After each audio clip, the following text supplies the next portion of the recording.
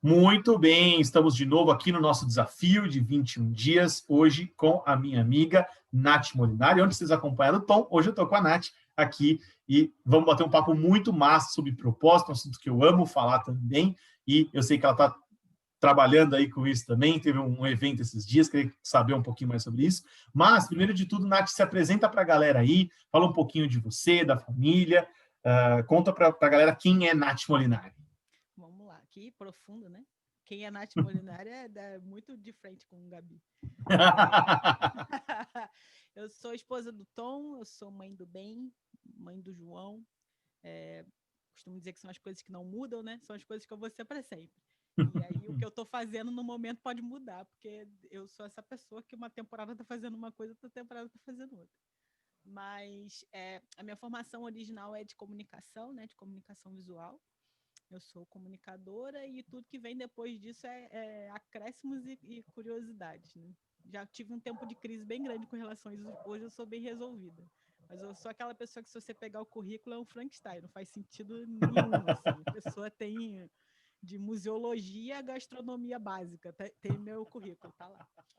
Mas no original, eu sou comunicadora e eu comecei com 17 anos. No primeiro período já da faculdade, eu já comecei a trabalhar, a estagiar na própria faculdade.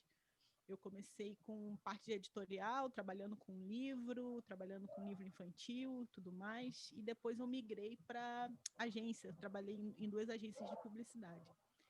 E foi a coisa mais pastoral, talvez, que eu tenha feito na vida até começar a pastorear. Foi trabalhar em agência de publicidade. Não faz sentido nenhum isso, né, para quem ouve. Mas eu lidava com estagiários, fazendo gestão de equipe de estagiários e dirigindo arte. E eu já estava ali com os 2 pés dentro do meu propósito, que tem a ver com gestão e criação sempre, e eu nem sabia, né? E aí tem toda uma história de amor pelo caminho. Conheci um cara magrelo com Black Power legal, a gente namorou, noivou, casou bem rápido e nossa vida virou de cabeça para baixo. E estamos aqui hoje. A gente mora no Rio, a gente mora na cidade de São Gonçalo, aqui no Rio de Janeiro. Então deve ter se apresentado ontem um pouquinho, né, para quem não conhece a gente. Então a gente hoje trabalha com o braço apostólico, que é o ministério, né, o arco e flecha, que a gente trata de ensino e adoração, é música e é ensino, e a gente tem rodado o país com isso, né? O Tom liderando de frente mesmo, mas eu faço toda a parte de criação e administrativa do ministério. E a gente pastoreia a nossa família local aqui, a nossa comunidade querida que amamos, Igreja Redil. E eu não sei se a galera sabe, né? Mas toda a excelência e beleza por trás, né, das capas, as artes, das postagens do Tom, quem a responsável por isso é a Nath, né? Sou eu. Meu marido é o cliente mais difícil que eu tenho, sem nenhuma sombra de dúvidas. Nunca tive um cliente mais difícil do que esse homem. Mas sou eu. Mas é um trabalho excelente. Eu lembro que a gente produziu juntos, né, o Legal. primeiro livro do Tom, Verdade. e a gente fez esse trabalho aí de juntar as artes, de fazer, e tinha toda uma composição, uma história por trás daquilo. Não era simplesmente um livro, as canções, as artes, também tudo casava ali, um negócio, uma produção de um nível de excelência muito massa. E eu já passei a admirar vocês já, a gente ainda nos conhecia direito, né? Verdade. Mas eu passei a admirar vocês muito pela excelência que vocês produziram, aquele material muito, muito, muito massa, que é o Arco e Flecha. Eu participei da parte do livro, né? Eu produzi junto com vocês o livro. Verdade. Então E foi nosso início ali, né? O livro, na verdade, foi o nascimento do ministério. O ministério veio a partir da visão que foi estabelecida no livro. Que massa. A gente, assim, a gente é uma família bem artística, sabe? A gente é uma família não convencional. E eu sempre achei que quando eu casasse, eu fosse ser a parte artística da família. E eu acabei descobrindo que eu casei com um cara mais artista do que eu, né? Então eu acabo sendo a parte mais lógica, tendo uma veia criativa, acabo sendo a parte mais lógica da relação. Mas a gente é bem, bem conceitual em tudo que a gente faz. A gente sempre tenta imprimir um DNA e não fazer nada aleatório, sabe? Intencionalidade é uma palavra que poderia quase ser sobrenome aqui. Molinari intencionalidade, assim. Que massa. E é muito importante. E até eu, que não sou nada artístico, até brinquei com o Tom, que se eu for tocar campainha, eu desafio na campainha, de tão ruim que eu sou. E a minha análise artística, legal que eu tive essa experiência com o Desascope. O Douglas é um artista, né? O principal artista do Desascope. Sim, sim. Agora não tanto mais, né? Agora ele mais, né? O crivo ali, mas ele durante muito tempo fez as artes e as capas que você conhece aí, né? As bíblias e tal, o Douglas que fazia.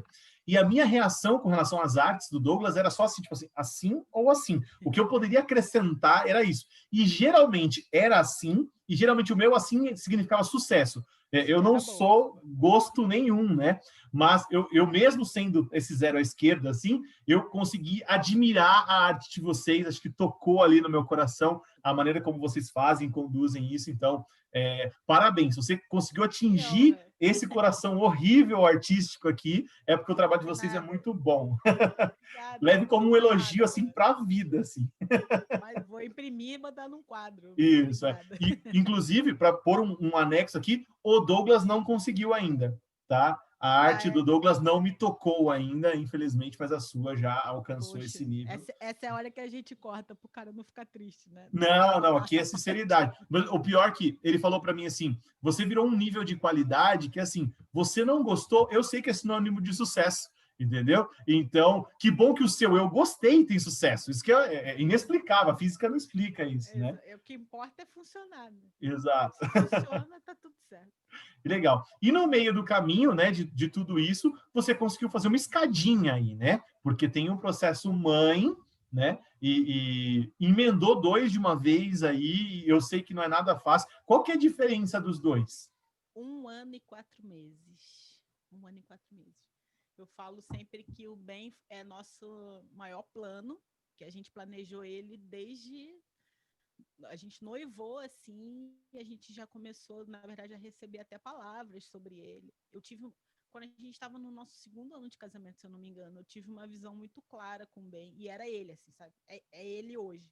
O cachinho, a altura, a magreza, eu vi ele, assim.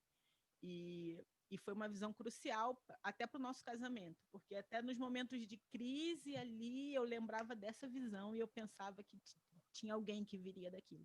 Que eu massa. sempre falo que o Ben foi o nosso maior plano e o João foi a nossa melhor surpresa na vida. Mano, eu chorei 3 dias quando eu descobri que estava grávida do João. 3 dias. 2 dias foi de desespero. Tipo, Deus, eu não vou conseguir, não tô dando conta nem de um. Senhor, como vai ser? Eles são muito pequenos, vai ser quase gêmeos. E o 3º dia foi chorando de arrependimento. De, tipo, meu filho, eu te amo, você aceita, vai dar tudo certo. Sabe? Mas foram 3 dias ali. E, nossa, como que me afia todos os dias criar 2 molequinhos tão perto, assim, de idade um do outro. Eu me apego, na verdade, que a galera fala que quando crescer vai ficar bom, né? Que vai ficar amigo, que vai dar tudo certo, que é de uma vez só. Tô apegada nessa palavra. Eu tenho essa experiência aqui, porque em casa minha mãe fez a mesma aventura que você, né? Eu e a Vanessa, 1 ano e meio só de diferença, né? Então a gente, até quando cresce e tal, né? Teve uma época que eu tinha 10 anos e a mulher se desenvolve, 10, 11, 12 ali, a mulher se desenvolve primeiro e ela quase bateu minha altura. E a gente é muito parecido fisicamente, as pessoas falaram que a gente era gêmeo. E eu ficava louco com isso, falando, não, como assim? Eu sou o mais velho, né? E como assim? Gêmeos, né? Respeita a minha história. Poxa, né? Mas depois, principalmente depois de mais velho, assim, a gente sempre foi muito parceiro, mas hoje a gente é amigo num nível muito massa, né? Então é muito legal. Você vai ver isso aí, você vai gostar pra caramba. Tô apegada, mano. Tô apegada nisso aí. Tô te dando esse encorajamento aí, pode ficar. Isso é o verdadeiro tomar posse. Quando Legal. eles se embolam no chão, é nisso aí que eu penso. Vai dar certo. Não, e o pior não é isso. O pior é que eu apanhava da minha irmã, meu pai não deixava eu bater nela, e a minha irmã é forte. Se você não conhece ela, ela me socou muito já. Então, faz parte do processo. Forja o caráter. Muita cura interior, né? Não, Mas, cara, é assim, é muito louco essa experiência de você ser mãe de crianças tão novas, né? De crianças pequenas, e tá nesse processo de lidar com tantas coisas novas ao mesmo tempo. Porque, assim, a gente tem um ministério relativamente novo, né? Se a gente for olhar de maneiras individuais, a gente está aí trabalhando com Jesus faz tempo na vida, né?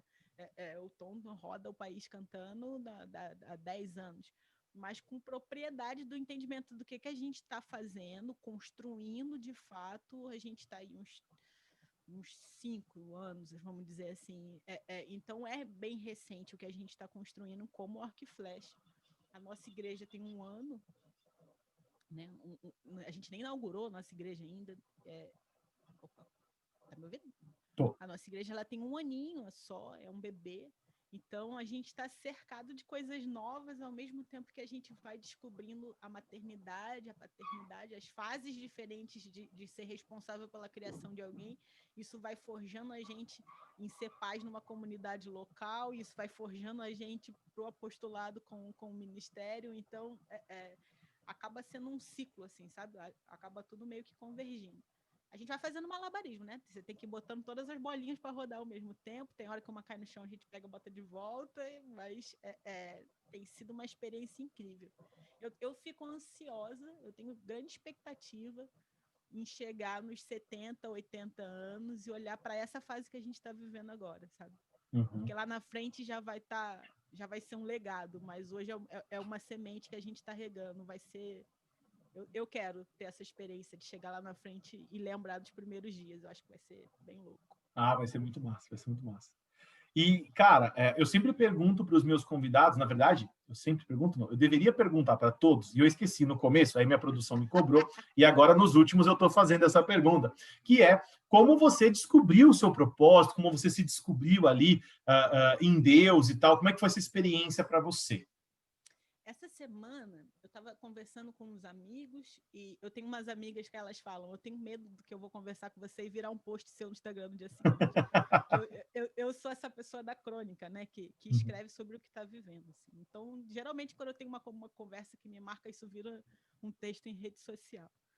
E, na verdade, eu estava conversando com umas amigas sobre um documentário que eu estava vendo da Michelle Obama, ela contando a história dela. Acho que é um documentário que está na Netflix sobre a tour de lançamento do livro dela. Uhum. E nesse Eu assisti, muito documentário, bom. você assistiu? Não sei se você vai lembrar, que tem uma hora que ela está conversando com umas meninas, que ela fala que o interesse no status faz a gente perguntar sobre que faculdade a pessoa cursou, onde ela morou, coisas desse tipo.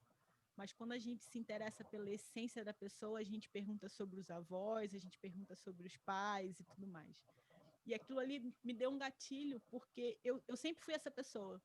Eu sempre fui, toda vez, ao longo da minha história, claro que com níveis de maturidade diferentes, toda vez que eu vejo alguma coisa fora da curva, seja uma empresa, seja uma ideia, seja uma pessoa, eu sempre procuro cavar de onde aquilo veio, qual que é a origem disso.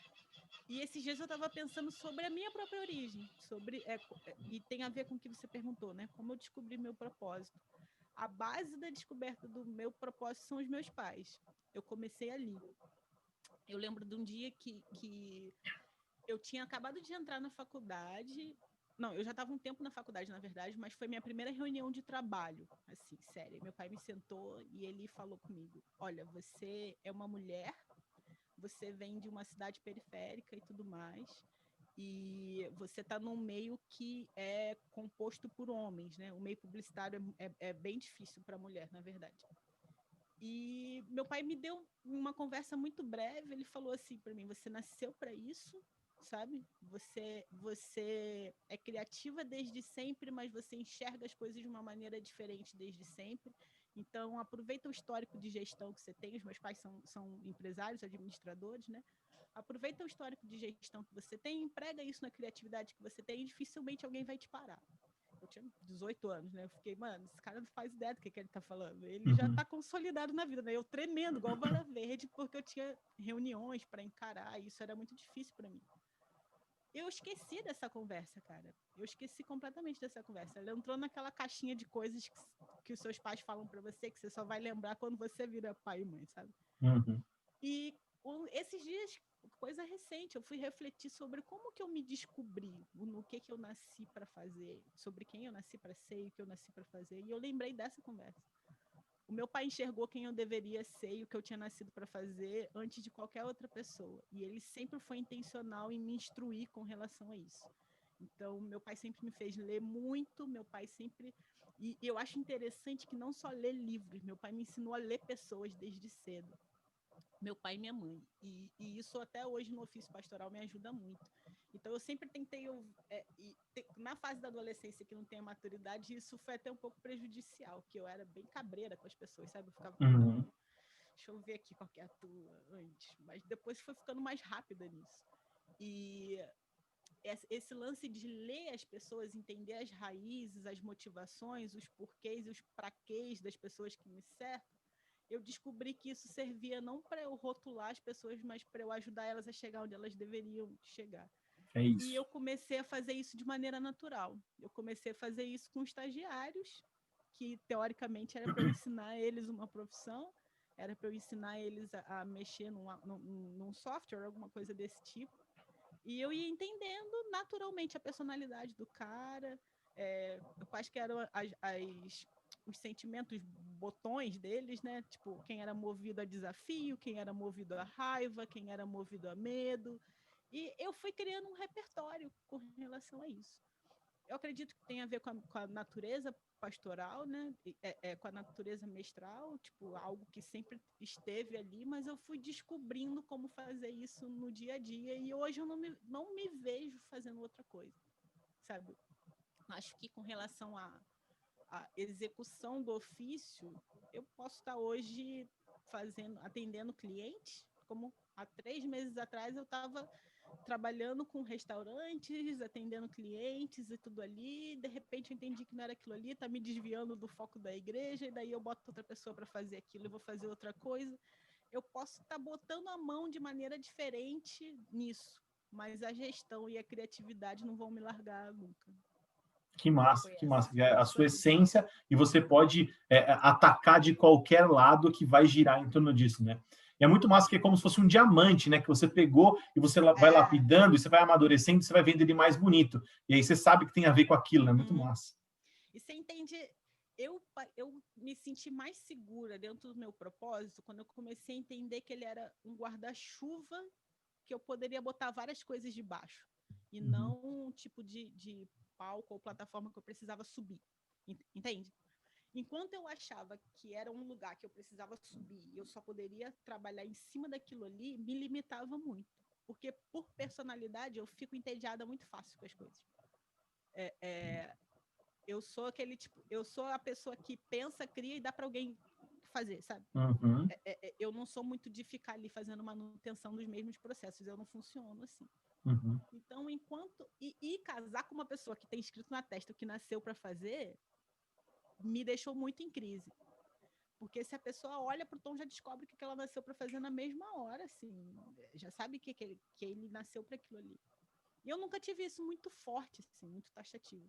Eu lembro até que quando a gente era noiva, assim, mais ou menos, as pessoas conversavam com ele e me perguntavam: e você canta também? E eu ficava com uma raiva. Eu falava: da onde sai essa conexão? Ninguém conversa com a esposa de um médico e pergunta: você opera também? De vez em quando você faz umas cirurgiazinhas?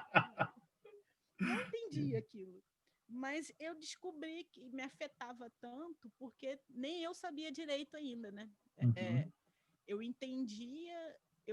esse lance que eu falei com relação ao meu pai e tudo mais, eu fui entender muito depois. Então eu achava que eu precisava fazer uma coisa e que eu tinha que fazer essa uma coisa pro resto da minha vida, e eu não tinha essa uma coisa.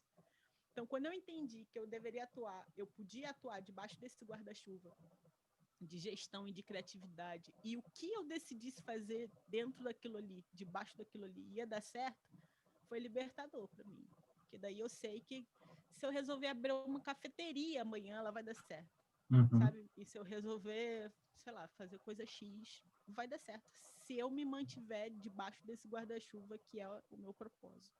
E as pessoas sofrem com isso, Nath, até porque é uma mentalidade, e aí eu não sei se você vai concordar, mas é o que eu tenho pensado, estou desenvolvendo essa ideia, que é uma mentalidade antiga de que você tem que ser, por exemplo, a família do ferreiro, todo mundo era ferreiro e você tinha que ser ferreiro, e era ferreiro que você ia ser na vida. E o padeiro, e o marceneiro, e todos eles, né? E nós vivemos num mundo que é muito volátil e que está pronto para receber pessoas com diversas aptidões. E você pode, com a sua habilidade, ter uma agência de publicidade ou uma cafeteria e está tudo bem, e você conseguiria tocar isso. E as pessoas às vezes sofrem com isso. E eu lembro do que o Douglas fala, eu acho muito massa, né? O Douglas falou assim, ó, eu nasci para comunicar o evangelho com clareza, eu nasci para tornar o evangelho acessível. O como eu vou fazer? Se é pregando num culto, se é pelo YouTube, ou se é por alguma coisa que não inventaram ainda, não importa. Eu não sou o YouTuber. Eu tenho um canal de comunicação com o evangelho através do YouTube, né? E é o que ele nasceu para fazer. Então, é bem isso, né?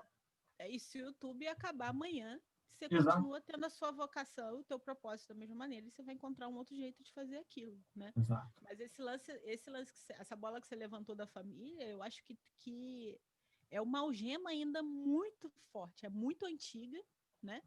Tanto que se você for pegar a origem dos nomes ingleses, por exemplo, os nomes anglo-saxões e tudo mais, eles estão geralmente ligados ao que a família fazia, né? Tipo, os Smiths eram os ferreiros, coisas desse tipo. Então, a identidade da pessoa é diretamente ligada àquilo que ela fazia. E isso veio, eu acho que desde a colonização isso foi colocado, e a gente, como Brasil, até a nossa história de saída de colonização é muito recente, né? Então, essa mentalidade ainda é muito forte para a gente. A gente tem um sistema de casta velado, vamos dizer assim, né? Não é Sim. aquela coisa escrachada, mas está ali. Então, nossa, seu avô ralou tanto, trabalhou tanto para ter um consultório de odontologia, e daí o seu pai seguiu. Agora que a tua família está toda firme nisso, você não pode querer ser designer se a sua família inteira é dentista, né? É difícil, é difícil. O meu pai é de construção, de arquitetura e tudo mais, e eu lembro quando ele tentou cantar essa bola para mim, eu falei, pai, eu sou a antítese da matemática no mundo, sou eu. Não existe condição de eu entrar nisso, eu vou sofrer o resto da minha vida. E ele tem um pesar até hoje, assim, sabe? Ele fica achando que algum dos meninos vão seguir ali, fica dando bloco de construção, ferramenta para eles, na tentativa de funcionar ainda, sabe? Mas, tipo, não vai, sabe? Uhum. E eu fico até um pouco triste, porque eu entendo o lance de você ter construído um legado e querer preparar um sucessor e você não ter isso na família, né? Mas pior do que isso é você mutilar a tua identidade, o que você nasceu para fazer, para poder agradar algo que é momentâneo, né? E isso é tão real, né? Porque você conseguiu ser quem você é, de fato, mas muita gente não consegue, né? Muita gente fica presa Exatamente. nisso. Até o Léo pregou no domingo passado na igreja sobre identidade, e ele falou sobre uma menina que estudou com ele lá na Mackenzie, eu acho que ele fez, e a menina contando que ela fez direito 5 anos, né? Porque o pai mandou, obrigou, e acabou 5 anos, ela pegou o diploma, pois na mesa do pai falou assim: agora eu vou fazer filosofia, que é o que eu queria fazer. E Uau. como é triste isso, né? Claro, ela conseguiu romper, tá, mas, cara, 5 anos da sua vida, Nossa, né? perdeu Que não uma voltam vida, não mais, né? volta. Não, é, Eu acredito que traz até um desgaste para a própria relação, né? Porque sim, mesmo que de maneira inconsciente, se você está fazendo, seja pelo seu pai, pelo seu marido, pela sua esposa, pela sociedade, seja lá por quem for, em algum momento, de maneira consciente ou inconsciente, você vai querer a recompensa por aquele sacrifício, né? Então, se você abrir mão de algo que você acredita ou que você quer em prol do que o seu pai espera de você, a tua relação com ele em algum momento vai cair no e que você vai fazer por mim de volta. E todo tipo de relação que é baseado em algum sistema de recompensa, uma hora quebra, né? Então, a gente vê uma série de famílias por aí quebradas, seja com relação pai e filho, e até mesmo dentro das igrejas, né? Porque a gente acaba entrando, às vezes, nesse tipo de relação com líderes, com pastores e tudo mais, de, pô, eu vou me sacrificar aqui o que eu quero para fazer o que você acha que é melhor, mas em algum momento vai cair na tua conta que você vai ter que me recompensar por isso, né? sim, Isso sim, é um não problema. é saudável. Não. Agora, nós já estamos, né, falando sobre isso, né, sobre propósito, mas eu sei que você fez aí esses dias um evento de propósito, não consegui participar e sou entusiasta do assunto. Queria saber o que você está falando sobre isso aí, como é que a gente pode bater Então, essa cara, bola. isso é muito louco como eu vim parar aqui. Acho que nem eu sei muito bem. Qualquer hora dessa eu vou parar para analisar como é que eu vim parar aqui. Mas quando a gente. Eu sempre fui, como eu falei aqui antes, né? Eu sempre tive essa curiosidade de saber a origem das coisas, né? De entender a origem das coisas. E isso se aplica muito a mim. Eu sempre fui muito curiosa quanto ao autoconhecimento, quanto à identidade e tudo mais. E por ter esse traço de personalidade de estar sempre analisando as pessoas e tentando entender os porquês, os praquês, tipo, isso sempre foi natural. Quando a gente entrou no processo de ser enviado e abrir igreja e tudo mais, a gente ficou com o abacaxi na mão de, peraí, como é que a gente vai montar um time? Como é que começa esse negócio? né? E aí eu fui pesquisando coisas que eu já usava dentro da agência para recrutar voluntário, para formar times para os projetos e tudo mais. Fui pegando aquilo e era uma coisa extremamente técnica, e em cima daquela coisa extremamente técnica, o Espírito Santo foi me falando muitas coisas sobre técnicas de recrutação e tudo mais. E eu fui me aprofundando em identidade. Daí a gente deu o que a gente chamou de imersão na nossa igreja, né? Que foi tipo um seminário para a gente entender. Era basicamente temperamento, caráter, personalidade. A gente falava disso primeiro, depois a gente falava sobre as 5 naturezas da pessoa e tudo mais. E aí a gente falava de missão, paixão, vocação, profissão. E isso tudo era para a gente entender quem a gente ia colocar onde, né, na igreja. Então, começou de uma maneira despretensiosa para a gente formar um time na igreja.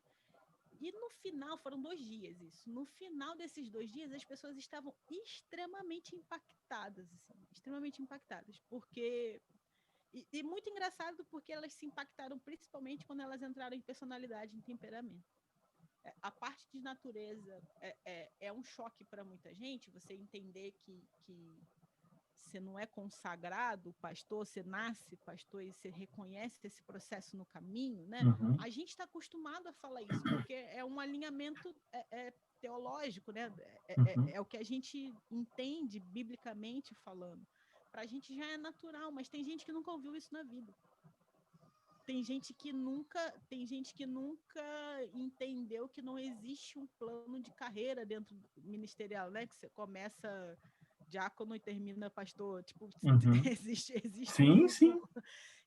Então, as pessoas ouvindo isso, eu percebia o choque assim no olhar delas. E quando elas entendiam que existia uma motivação, existia uma razão para elas terem o temperamento que elas tinham, para elas terem a personalidade que elas tinham, de que maneira que isso estava diretamente ligado com a natureza delas, né? Dificilmente você vai ter um cara com uma natureza apostólica que ele tem um temperamento fleumático, por exemplo. É uma conta que não bate, né? A natureza difícil de apostólica... casar, né? Casar. A natureza apostólica, ela vai pedir um quê de sanguíneo, um quê de colérico ali, né? De um cara que é mais decisivo, mais incisivo. Então, às vezes, o cara está tentando ser esse tijolinho que vai se encaixar, né? Ele tem essa pretensão de, eu vou ser um pastor, eu vou ser um líder, eu vou ser um empresário. E nenhuma célula do corpo dele aponta para isso. E ele vai ser infeliz o resto da vida dele se ele não entender o que os ingredientes que compõem ele apontam para onde, né? O cara tá querendo ser um CEO, mas ele tem 0 de liderança nele. A personalidade dele não aponta para aquilo, o temperamento dele não aponta para aquilo. Então, quando a gente pega essa pazinha da intencionalidade e a gente vai cavando, deixa eu entender aqui, por que eu penso o que eu penso, por que eu sinto o que eu sinto, e a gente vai ali caminhando de mão dada com o Espírito Santo, entendendo para onde que isso tudo aponta, você liberta o cara de ficar tentando ser quem ele não nasceu para ser. E a palavra é libertador mesmo, né? Exatamente. Porque, tipo assim, a palavra é você libertar, porque até comigo aconteceu isso, mas depois eu conto, que hoje o esquema é com você aqui, né? Não vou ficar falando aqui, quero te ouvir. Quero ouvir também, mas tudo bem, eu vou ouvir quando você falar depois. Eu gravo outro dia para você. Eu vi, e aí, depois desse primeiro dia, eu falei, cara, eu quero fazer isso pro resto da minha vida, eu quero fazer isso, eu quero ajudar pessoas nesse sentido pro resto da minha vida. Então, a gente tornou isso algo fixo no calendário da nossa igreja, né? Todo mundo que entra na igreja, que se torna membro da igreja, é obrigatório passar por esse processo. Para a gente, até para o cara ser voluntário, ele é voluntário dentro da área de frutificação dele, sabe? Legal. Então, se a gente já entende, a gente já detecta nesse evento, né, que a gente chama de imersão, mas que a gente fala sobre identidade e propósito. Se a gente já entende ali que o cara tem uma natureza mestral, eu não vou botar ele para ser voluntário numa outra área que não seja a escola da igreja, porque ele vai ser desenvolvido ali, entendeu? Então, até se ele for limpar o banheiro no dia se ele estiver na escala de limpeza, ele vai estar na escala de limpeza da escola. Aí tudo que ele fizer mesmo que ele esteja do degrau número 1 ou no degrau número 300, ele está dentro da jornada que ele precisa trilhar para ele chegar onde ele precisa chegar. Que massa, que massa. Cara, isso é importantíssimo, importantíssimo. Nossa, e você, não sei se você consegue fazer, tipo, algum exercício prático disso pra A gente gente e faz. tal. A gente faz um monte de teste, né? Que é bem divertido, na verdade.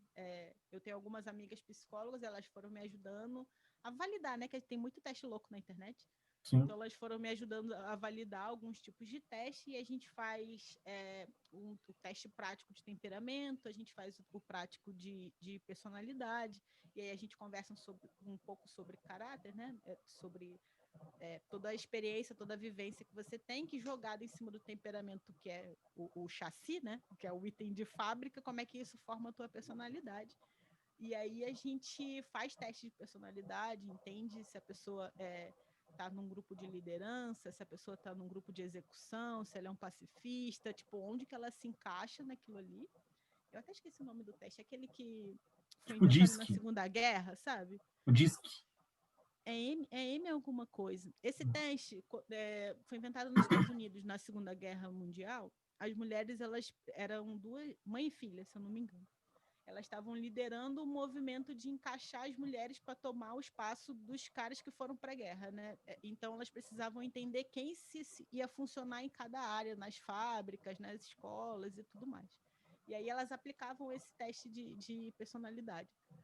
E eu comecei a fazer... Na primeira vez que eu fui trabalhar numa agência, aplicaram esse teste em mim. E aí, quando eu passei a fazer gerência de estagiários, eu adotei também. E, mano, nunca falha. Nunca falha. O negócio não erra.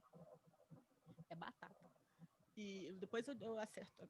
Vejo o nome, você bota aí na Isso, vou legenda. colocar aqui para a galera. Inclusive, até eu quero fazer, porque eu achei que era um e a outro e eu não lembro desse de cabeça. Então, Ele dá 16 tipos de personalidade. São 16 tipos de personalidade dentro de 4 grupos, assim. É bem certeiro. E aí a gente faz a parte de... A gente faz a parte de natureza, né, e tudo mais. E aí tem deixa eu pegar aqui, só para eu não errar. Que são perguntinhas bem básicas. A gente faz o que eu amo, o que eu faço bem, o que me pagam para fazer e o que eu tenho e o mundo precisa, né? E aí dentro disso a gente vai... o que eu amo e eu faço bem é minha paixão. O que eu faço bem, o que eu amo e o mundo precisa é minha missão. O que o mundo precisa e me pagam para fazer é minha vocação. E o que eu faço bem e me pagam para fazer é minha profissão. E quando eu consigo convergir isso tudo, eu tenho a minha área de frutificação. E aí o meu propósito vai estar dentro dessa área de frutificação, né? que massa. Aí o meu dentro desses 4, dá sempre gestão e criatividade, né? E aí você vai vendo, as pessoas vão se achando naquilo ali, caramba. Aí você descobre, por exemplo, na igreja isso é muito louco de fazer. Porque a gente sempre tem os caras da música, por exemplo. Para eles é sempre um choque. Porque às vezes o cara ama tocar, mas ninguém jamais pagaria ele para fazer aquilo.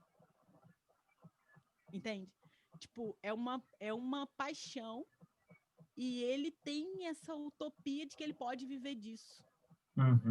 Mas ele não faz bem ao ponto de ser pago para isso. Então aquilo nunca vai ser a profissão dele. E aí entra numa crise assim dos caras, do tipo, o que você faz com isso? Ou você quebra o teste, vai para dentro numa disciplina de que você aprende a tocar a parada, ou você descobre a raiz do porquê que você não toca tão bem assim. E geralmente é porque você não leva isso tão a sério quanto você acha que você leva. Então, se você acha que nasceu para fazer aquilo, por que você não é disciplinado para estudar aquilo? E aí o cara vai entendendo que, às vezes, o que está alocado no lugar de paixão na vida dele, ele achava que era missão. E aí o que é missão, ele acha que é profissão. E aí você vê o tanto de gente que tem na igreja que sonha em ser integral no ministério, por exemplo. Mas não tem os ingredientes para isso, porque não é a vocação do cara. Né? Olha só. E aí a pessoa fica ali se mutilando, tentando se encaixar num negócio que não é, tipo, o cara nasceu para fazer dinheiro, ele não nasceu para pastorear a igreja. E aí tudo nele aponta para fazer dinheiro, mas ele tá tentando e ele vai matando o lugar que ele tá, porque não era aquilo ali, né?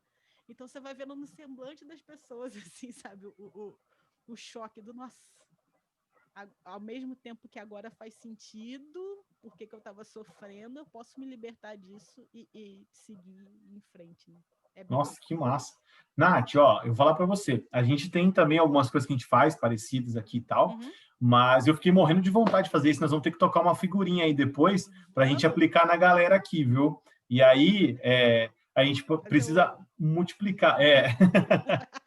Precisa multiplicar essas ideias aí. É muito engraçado. Essa semana retrasada, uma menina da igreja mandou uma mensagem no meu Instagram, falando assim, cara, que legal que você está falando de propósito, porque aquele dia que você falou de propósito mudou minha vida. Perguntei para ela, que dia, minha filha? Eu não Só falo lembro, disso. né? Não, mas assim, eu não lembro de que dia que é esse que falou com você e tal. Eu falo, não, aquele dia lá na igreja, que você fez um negócio de propósito, tipo assim, 1 ano e meio atrás. E ela nunca tinha me falado, mas ela falou assim, aquele dia mudou minha vida, porque eu entendi meu propósito e tal. Eu falo, caraca, imagina quantas pessoas que você impacta, que nunca te deram esse feedback, que você não sabe e tal, e que a vida mudou, né? Porque quando você descobre o propósito, rola isso. E aí eu fiquei pensando, falei, nossa, que massa que agora a gente está fazendo isso de forma intencional, Uhum. né? Que é a palavra que você usou também, né? Porque o quanto de pessoas que são despertadas, que você atinge, você nem percebe, né? E como é bom ver isso, o brilho no olho das pessoas, né? Elas mudam assim. Nossa, cara, eu não tenho outro combustível na vida que não seja esse, sabe? Eu acho que até por personalidade, se eu nunca pegar no microfone na vida, nunca mais, eu não vou sofrer. Agora, se eu não cuidar mais de pessoas nesse sentido de apontamento, eu acho que eu morro. É, é, eu acho que é isso, sabe? É isso.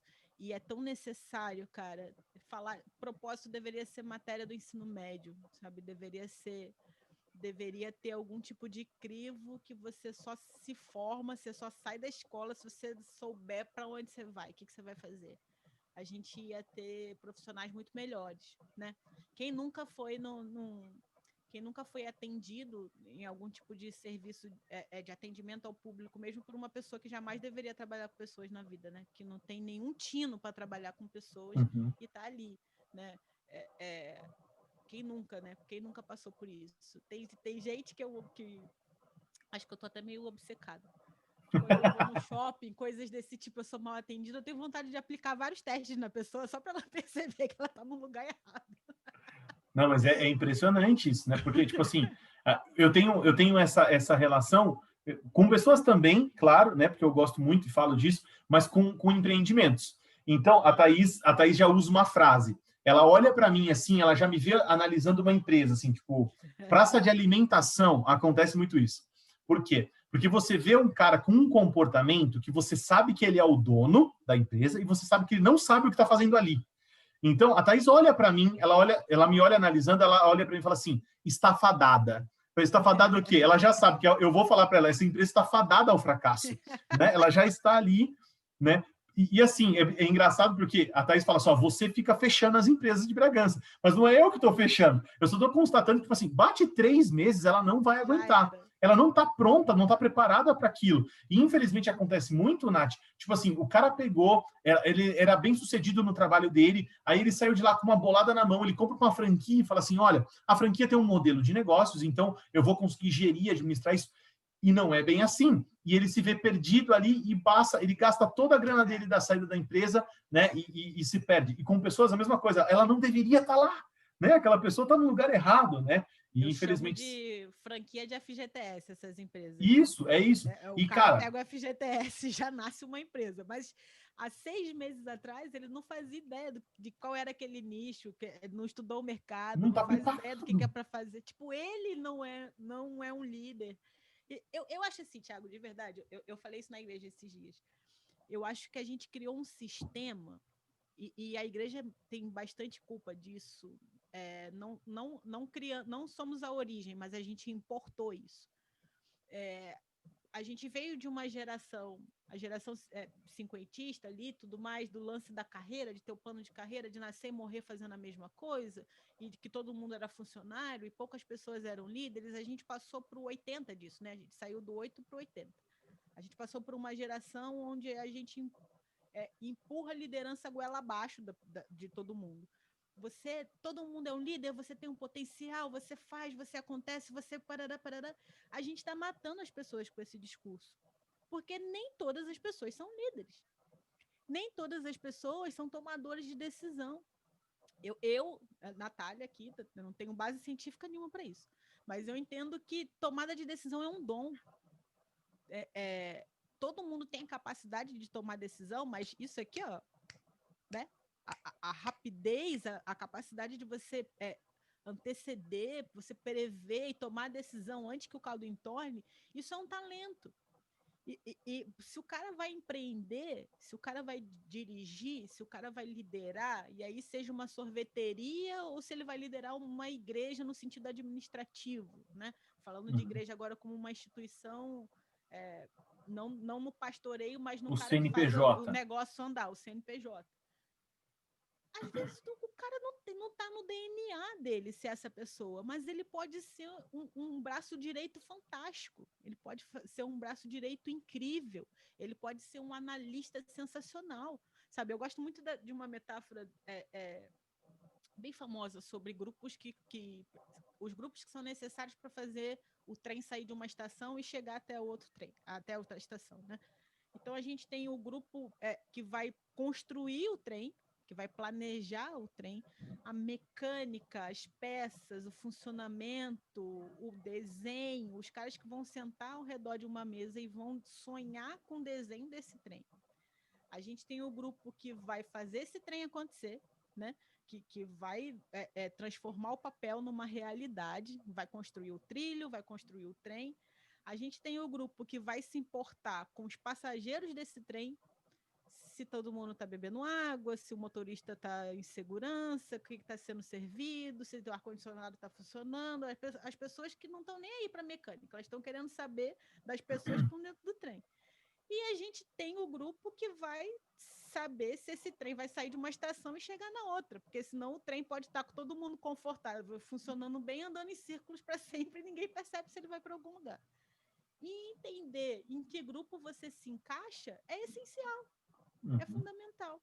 Se todo mundo foi ensinado, criado, forjado para estar na sala ao redor da mesa desenhando o trem, esse trem não vai chegar em lugar nenhum nunca, porque ele nunca vai existir. Se todo mundo estiver preocupado com as pessoas do trem, o trem também não vai chegar em lugar nenhum, porque experimenta chegar num grupo de 40 pessoas e perguntar: para onde vocês acham que a gente deve ir? Cada um vai dar um caminho diferente, o trem não vai nunca sair do lugar. Então, eu acho que a gente mutila as pessoas quando a gente não dá para elas a oportunidade de ser diferente, né? E esse discurso eu me preocupo muito com esse discurso de você é um conquistador, você é um sonho, você é um líder, você vai fazer, você vai acontecer. Nem só de líderes se faz o mundo, né? A gente precisa de pessoas que estejam bem satisfeitas e plenas em ser lideradas, porque elas podem ter nascido para isso, elas podem ter nascido para ser um segundo braço, um braço direito, elas podem ter nascido para ser a pessoa que tem um olho crítico, que está olhando de fora e vê aquilo que a galera está lá dentro e não enxerga. E eu acho que a gente tem formatado muito a galera para nem todo mundo vai ser o LeBron James, sabe? Tem que saber em que posição você joga. Exatamente. Num time de futebol não dá para ter 11 Neymar.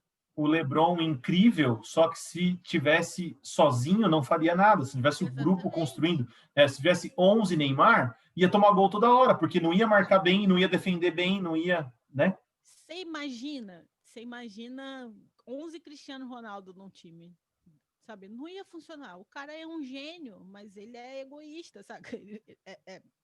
Não ia dar certo. Não ia funcionar nunca. E eu acho que a gente está perdendo esse tato de apreciar as posições diferentes onde cada um pode trabalhar. E é por isso que a gente precisa de pessoas engajadas em estudar e ensinar sobre o propósito. Quanto mais, melhor. Porque se tem uma pessoa ensinando e instigando que 10 encontrem seu propósito, o que esses 10 vão fazer? Né? Sim. Que massa, cara. Que massa. Nath, assim, ó, muito, muito bom conversar com você. Estamos caminhando aqui para o final, já a hora passou rápido demais, né?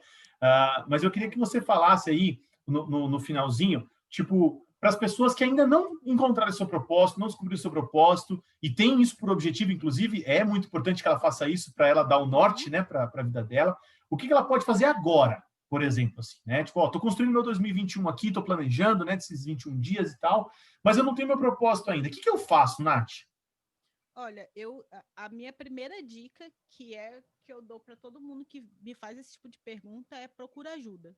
Uhum. Porque assim, eu vou partir do princípio que quem está ouvindo a gente não é criança, né? Uhum. Dificilmente vai ter alguma criança ouvindo a gente.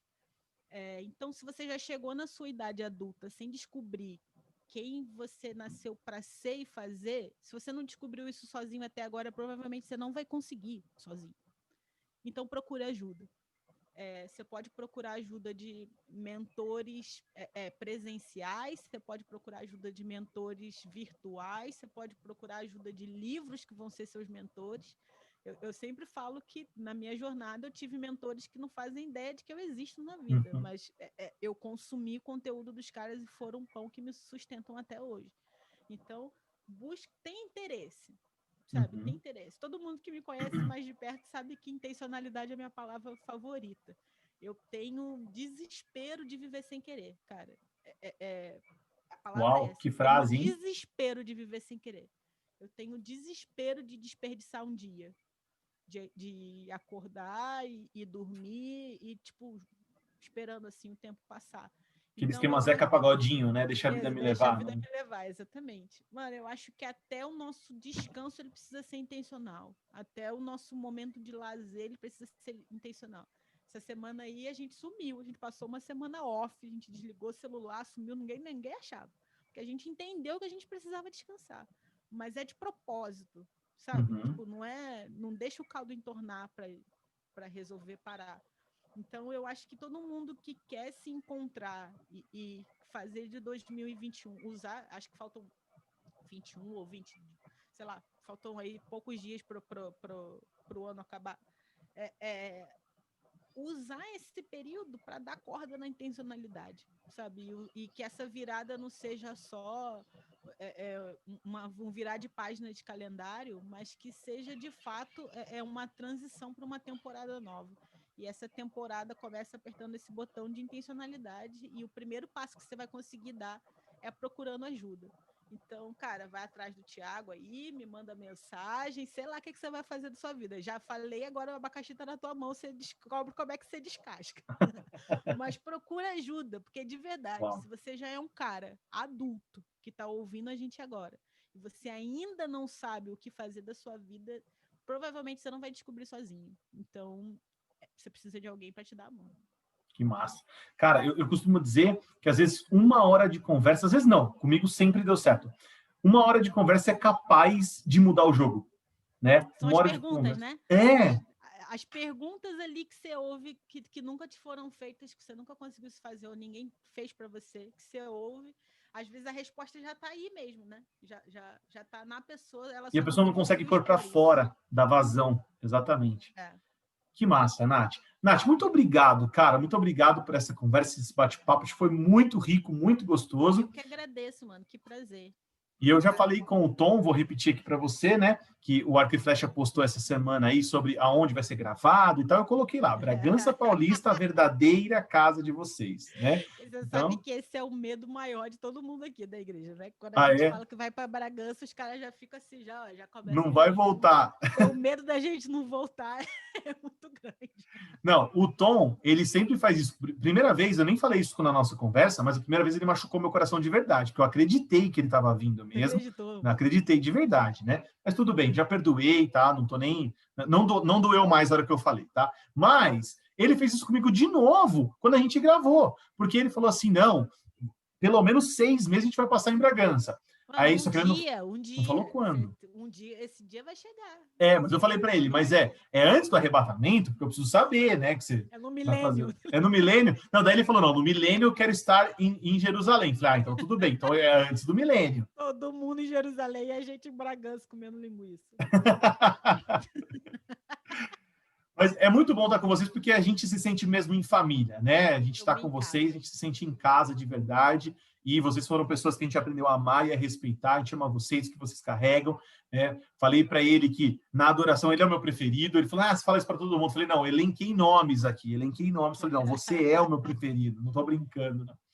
E você também, né? Tipo, poxa, a gente se conheceu aí no processo do livro, depois vocês vieram para cá, e a família, e o Ben, e o João, todo mundo parte aqui, né? É uma extensão do Desascope aqui, então, a gente muito feliz por ter essa amizade com vocês. É recíproco, mano, é recíproco, a gente ama muito vocês, um amor com admiração, com respeito por tudo que vocês carregam e têm construído. Não só como instituição, como movimento, com igreja, mas como família, né? É incrível quando a gente vê que tudo mais é só consequência de uma família bem ajustada, e a gente olha para vocês e vê uma família ajustada ali, né? E a gente ama isso, a gente ama pessoas que amam ser família, então acho que é por isso que a gente se encaixa tão bem. Um prazer, obrigado demais, me sinto muito honrada por estar aqui. E, pela nossa conversa... Galera, vocês que estão aí ouvindo, pelo amor de Deus, isso aqui é muito precioso. Pela nossa conversa, nós vamos ter que fazer mais vezes, não vai ter jeito, a gente vai ter que bater essa bola mais vezes aí, até porque eu estou falando sobre propósito, tem que há uns 4 anos de forma assim, intencional, mas falando sobre propósito, e o que você falou para mim hoje foi muita novidade, então a gente precisa bater essas bolas aí e ajustar. Vamos aí! Tem tudo na mão já, vamos escrever um livro. Vamos lá. Faça a capa. Faz a capa, olha só. Faz a capa. Faz a capa e muito mais. Meu Deus do céu. Vamos nessa. Obrigada. Nath, obrigado de coração. Deus abençoe você e sua família aí, viu? Valeu. Vocês também. Beijão. Um abraço. Tchau, tchau.